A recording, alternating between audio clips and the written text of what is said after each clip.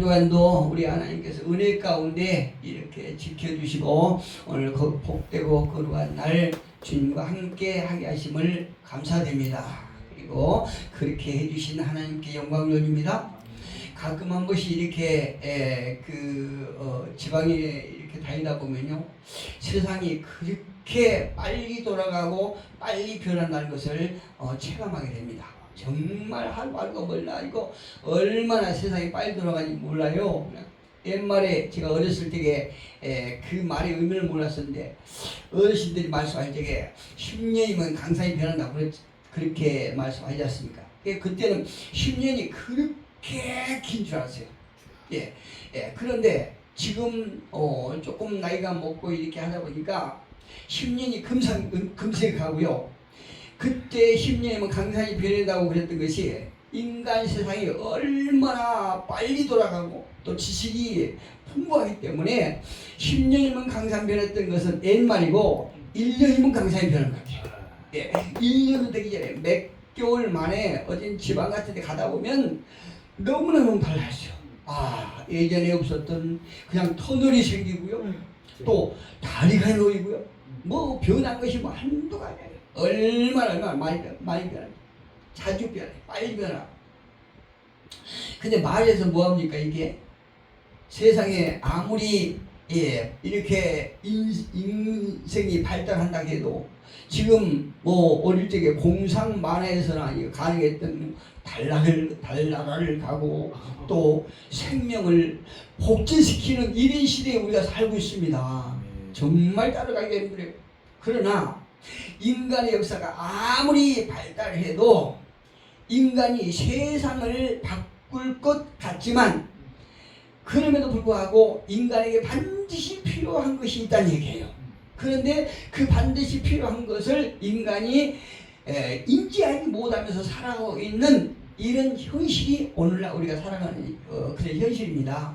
그런데 오늘 본문에서 그것이 무엇인가? 우리 인간에게 반드시 필요한 것이 무엇인가? 우리가 많은 사람들이 그것을 알지 못하고 살았던 그것이 무엇인가에 대해서 말씀해 주고 계십니다. 먼저 인간은요, 미래와 내세를 볼 수 없다는 얘기예요. 인간이 아무리 지식이 발달하고 세상이 빠른 속도로 변해가도 우리 인간의 미래, 우리가 사실 내일이라고 하면 뭐 몇 시간 후지 않습니까? 그런데 내일 무슨 일이 일어날지 몰라요. 아무도 모릅니다. 더구나 우리가 이 땅에서 영원히 살 것이 아니고 이게 결국에는 가야 할 곳이 어디라는 것을 우리가 모르면서 사는 거예요. 두 번째, 인간은 하나님을 볼 수 없다는 거예요. 어떨 때는요, 참 힘들고 어려울 때 저도 이렇게 어리석은 생각을 해봅니다. 믿는다고 하고 목사라고 하지만 어떨 때 답답하기 때문에 이런 생각이, 기도를 하는데 아무 응답이 없고 그러면 내가 정말 하나님을 좀 볼 수 있으면 좋겠다. 육체의 시각으로 볼 수 있으면 좋겠다. 이런 어리석은 생각 갖게 봐요. 우리 인간이 이처럼 하나님을 볼 수가 없고 또 더욱이 그분이 누구신가를 알 수가 없다는 거예요. 우리가 이제 좀 방금 전에 예수님은 누구신가 하는 그 찬송을 우리가 드렸지 않습니까? 근데 우리가 예수님을 잘 안다고 하지만은 예수님을 제대로 모르는 경우가 너무나 많다는 거예요. 우리 인간의 생각이요, 그렇게 유한적이에요. 너무나 제한적일 수밖에 없어요. 세 번째로, 인간은 인생의 참다운 의미를 깨닫지 못합니다. 우리 인간이 이 땅에서 살아가는 진정한 의미를 알지 못하고, 그리고 우리가 아까 말씀드렸던 것처럼 결국에 가야 할 목적지를 모르고 산다는 얘기예요. 이게 우리 인간의 유한적이고 한계라는 것입니다. 아무리 세상이 빨리 변하고 또 달려나가고 뭐 사람을 복제하고 짐승을 복제하는 그런 시대를 할지라도 저는 그걸 몰랐거든요. 근데 집에 강아지 하나 키우는데 그게 순종이 아니고 그걸 복제한 거라며. 이렇게 짐승을 복제하는 시대가 됐대요. 이렇게 우리 인간 세상이 아주 고도로 발달하는 그러나 우리 인간이 진정으로 알고 깨닫고 살아가야 할 그것을 모르고 산다는 거예요.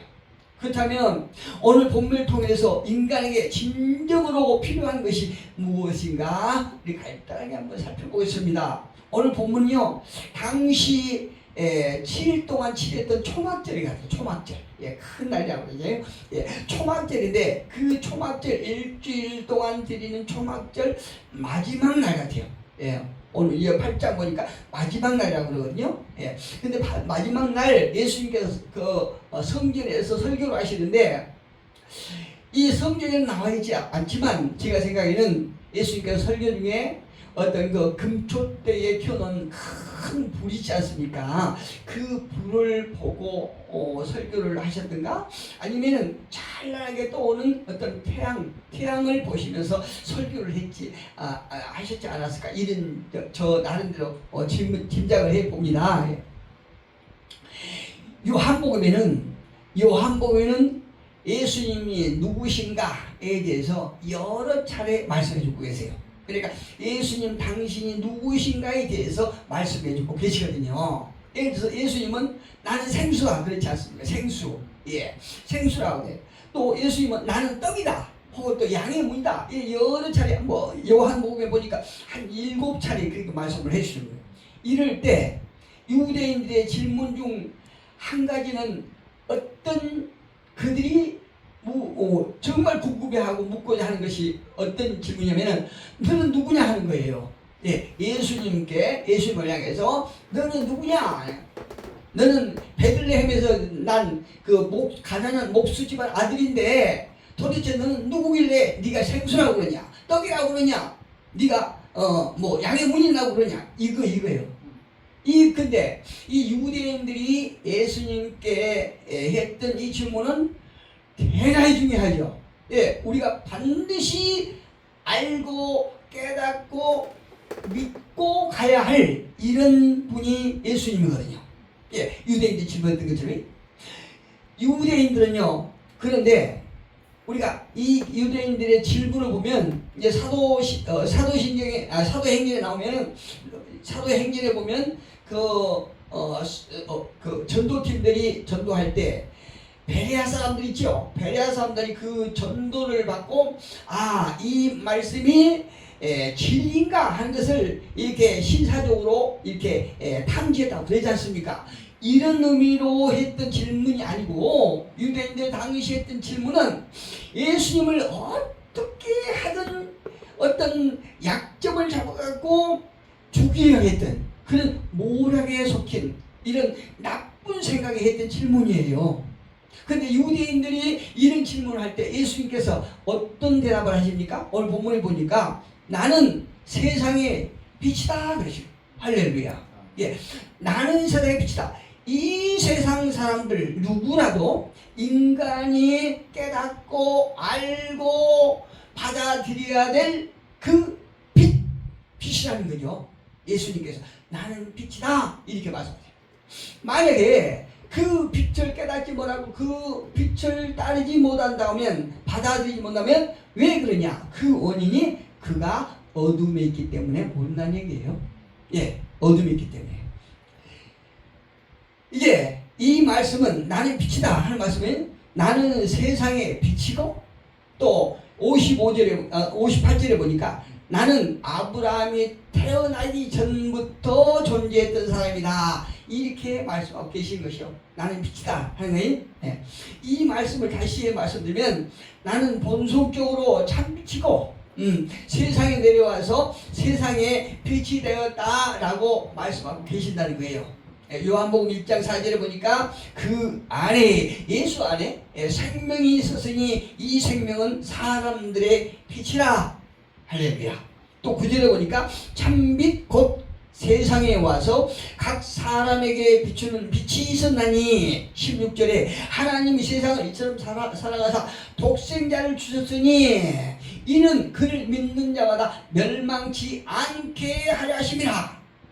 영생을 주러 오셨다는 얘기예요. 한마디로 얘기하면 여기서 말씀하신 예수님은 사랑이라는 거죠. 사랑. 그렇다면 예수님께서 말씀하신 그 참빛이란 무엇을 말씀하고 계실까요?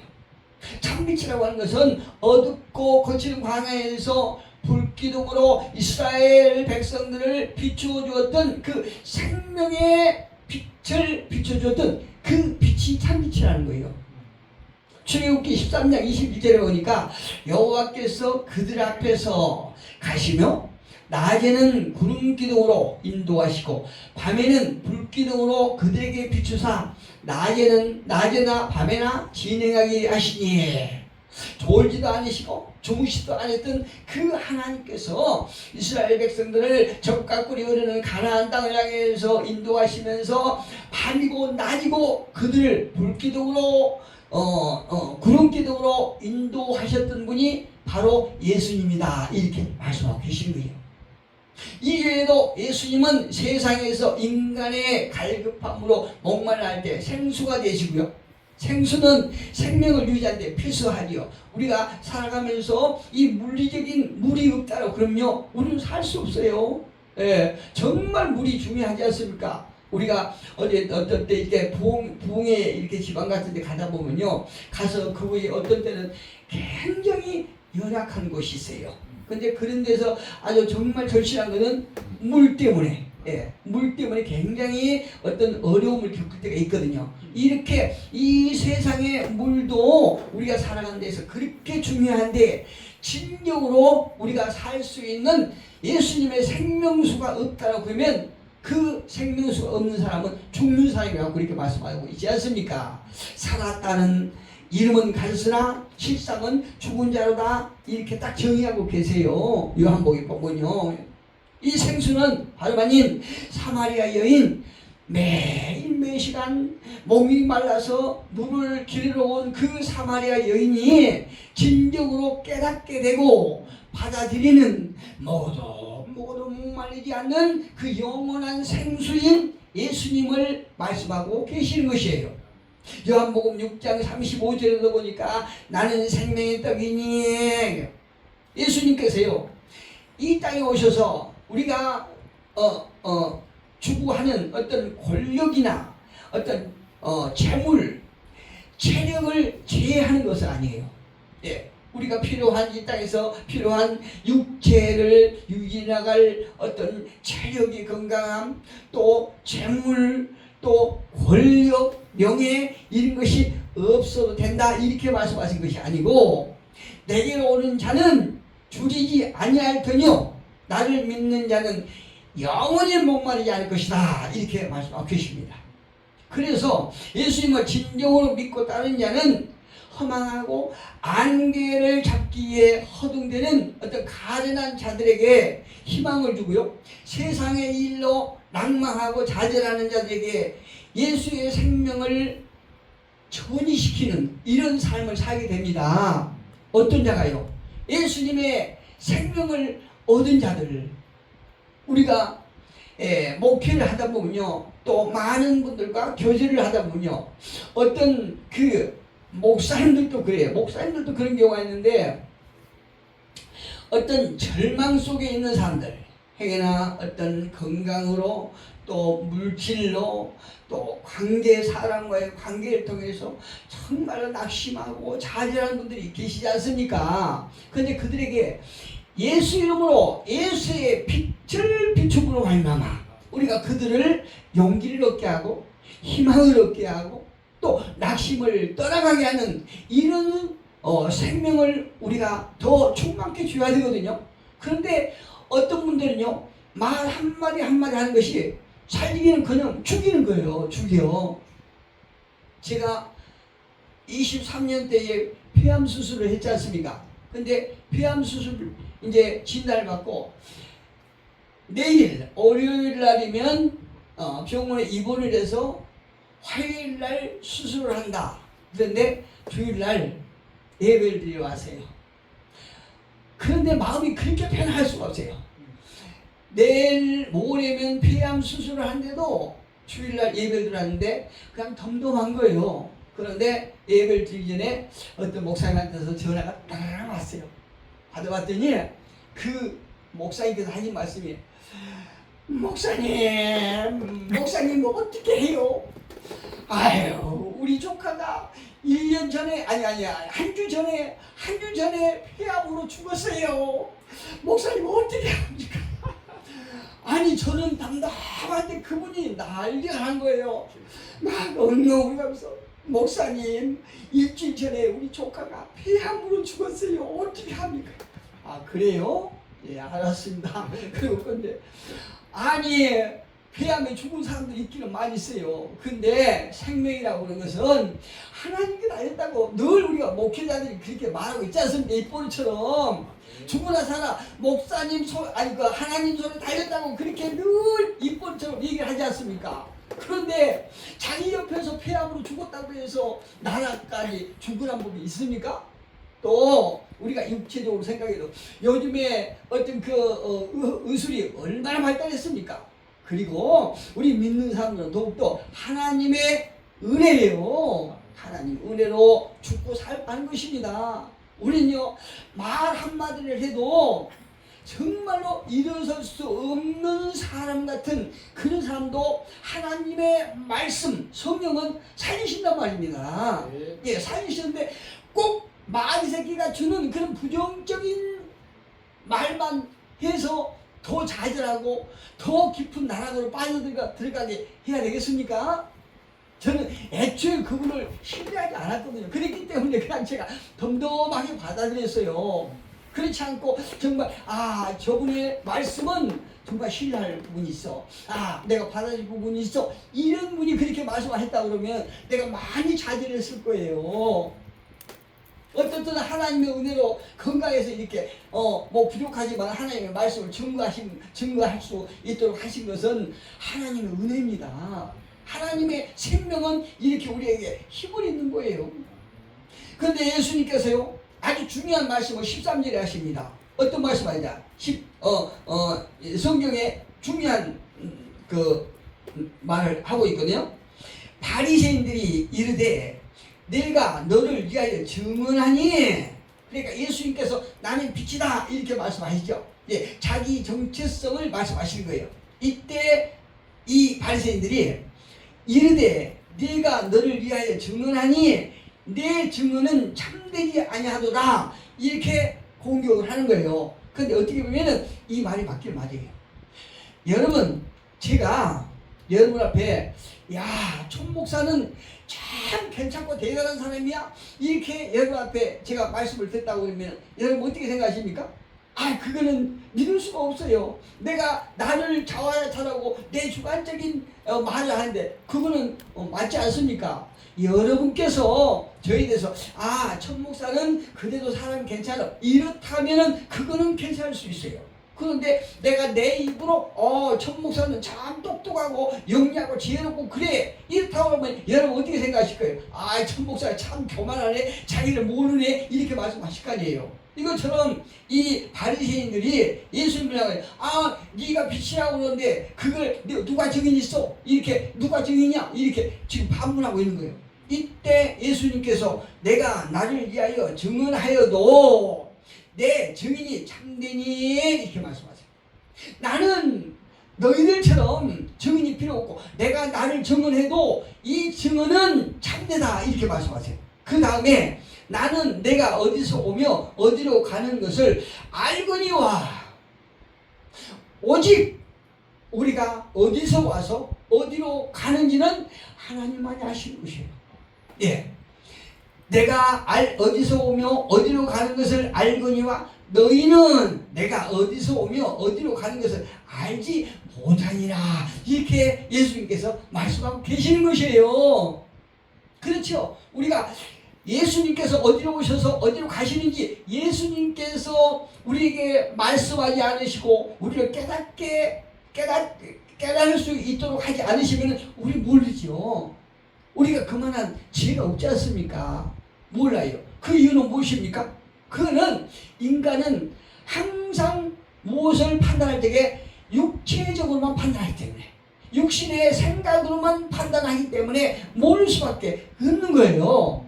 그래서 우리가 신앙생활하면서 정말 참 믿음은 예수님의 오심과 예수님의 삶과 예수님의 죽으심, 부활, 승천을 우리가 깨닫고 그걸 받아들이는 것이 참신앙인 거예요.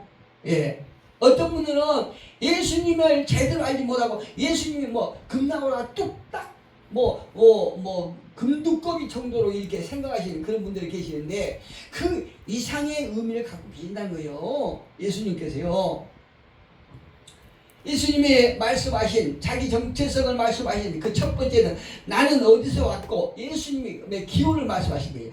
나는 어디서 왔고 어디로 가는지 그러니까 목적지를 알고 계시요. 너희는 하나님을 잘 안다고 하는데 그것도 모르냐? 이렇게 책망하고 계시는 거예요. 예수님께서. 아니 세상에서 너희가 제일 하나님을 잘한다고 너희가 입번처럼 그렇게 떠벌리지 않느냐? 그런데 그것도 모르냐? 내가 누구인지도 모르냐? 이렇게 예수님께서 책망하고 계시는 것이에요.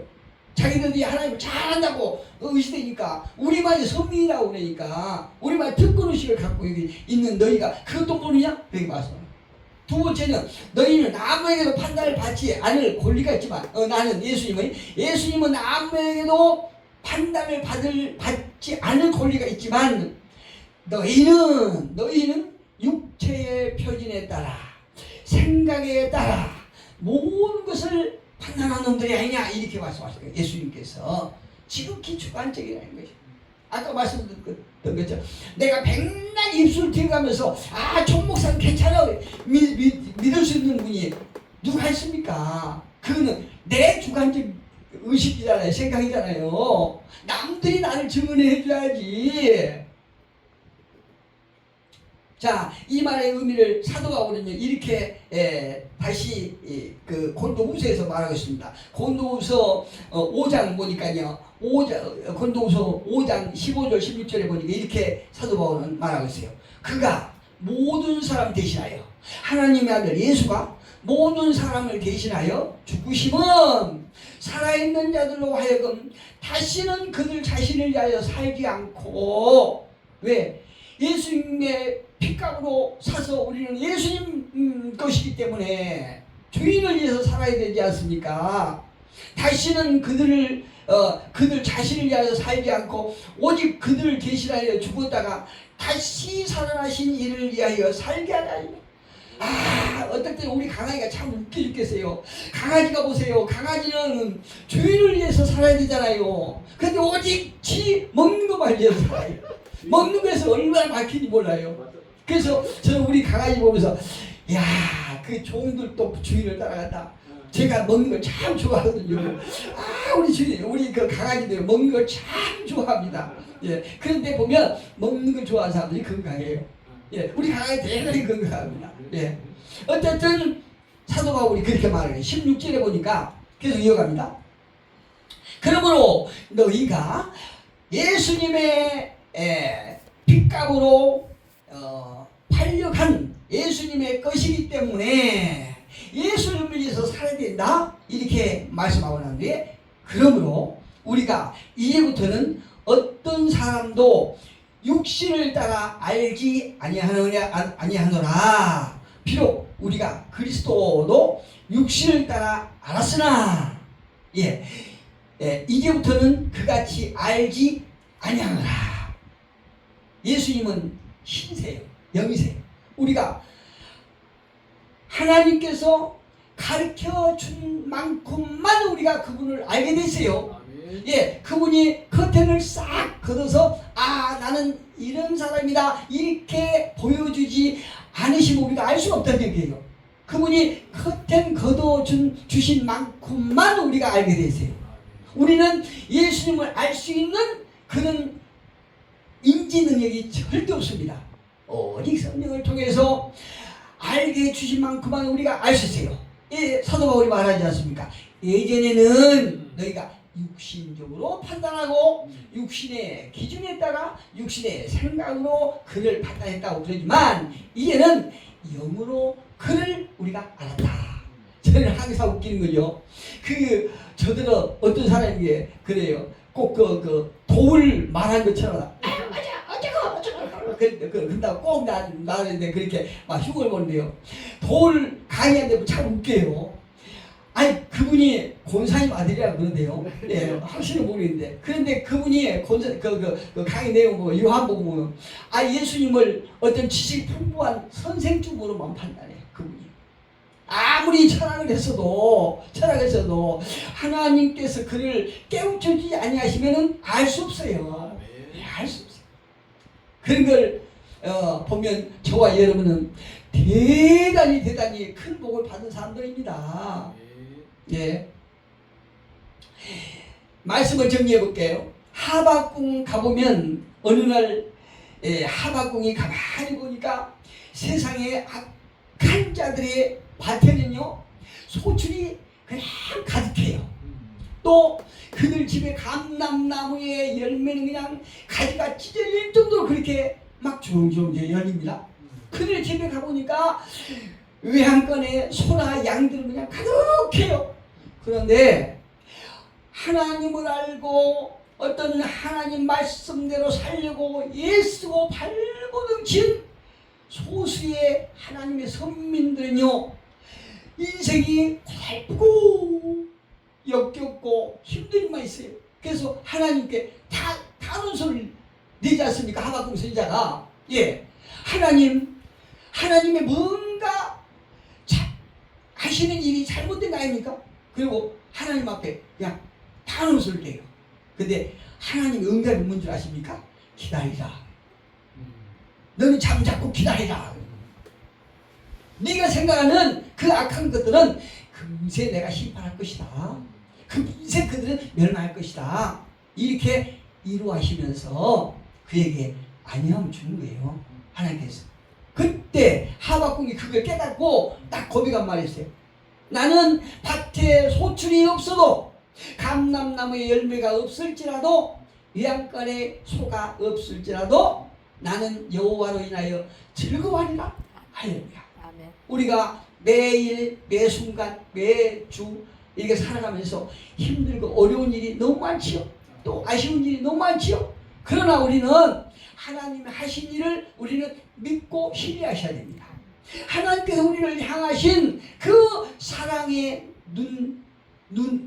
시선은요 어느 누구보다도 강렬하시고 애틋하시고 무엇일까 주시기 위하여 항상 준비하고 계신다는 사실을 믿으시고 우리가 이번 한 주간에도 빛이 되신 예수님을 믿고 신뢰하면서 이번 한 주간도 반드시 승리하는 우리 모두가 되시기를 예수 이름으로 축복합니다.